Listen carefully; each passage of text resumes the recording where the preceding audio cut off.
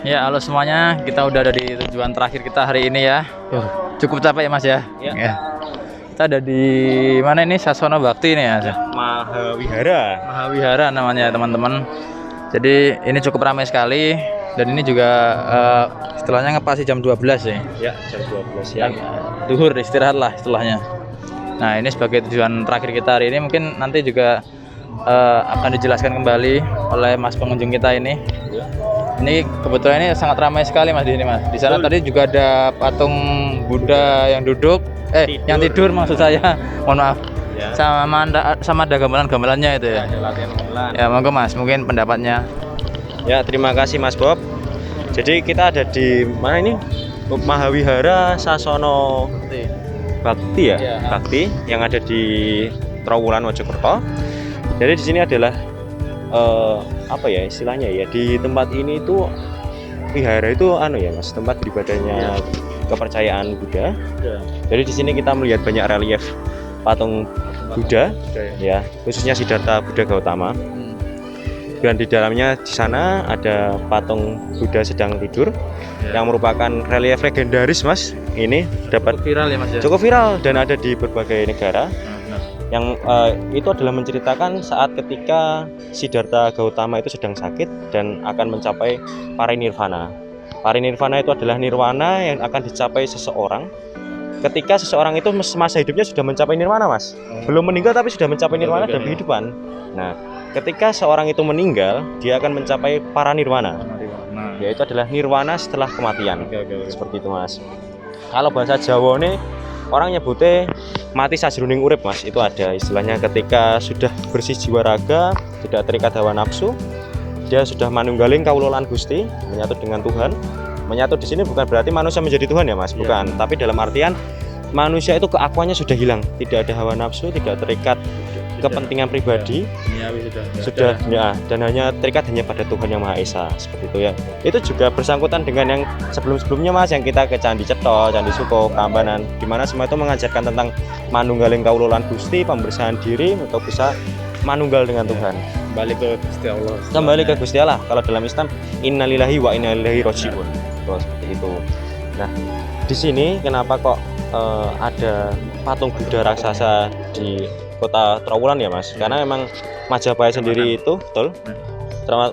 Trowulan ini Majapahit sendiri itu agama yang besar adalah salah satunya Buddha, kepercayaan Buddha. Ya meskipun juga kepercayaannya sebenarnya adalah Siwa Buddha ya Mas. Tapi tetap aja toleransi di sini tuh sangat besar Mas. Jadi sebenarnya di sini juga ada beberapa relief Hindu sih Mas. Cuman saya kurang tahu tadi tempatnya di mana. Dan yang tadi dikunjungi adalah lebih ke arah patung Buddhanya Mas. Jadi patung-patungnya itu yang sebelah sana ada Raden Wijaya Mas. Ya betul, ini patung yang besar di sini. Nah, Gajah Mada dan ada juga Raden Wijaya, yang pendiri kerajaan Majapahit yang pertama, seperti itu. Nah, di sini kita diajarkan tentang toleransi Mas, tentang bagaimana kehidupan beragama ketika era Majapahit itu sungguh luar biasa Mas. Yang namanya kepercayaan Siwa Buddha itu bahkan bisa sampai istilahnya tidak saling menjatuhkan, tapi bisa menjadi kepercayaan yang saling menguatkan Mas, satu sama lain. Seperti itu. Enggak cuma agama Hindu Buddha, dulu pun agama Islam, Muslim itu sudah ada, sudah berdagang dengan kita, sudah membentuk komunitas juga. Dan ketika era Majapahit akhir itu juga para istilahnya ya, pengurus kerajaan yang mempunyai jabatan yang tinggi itu juga orang Islam Mas.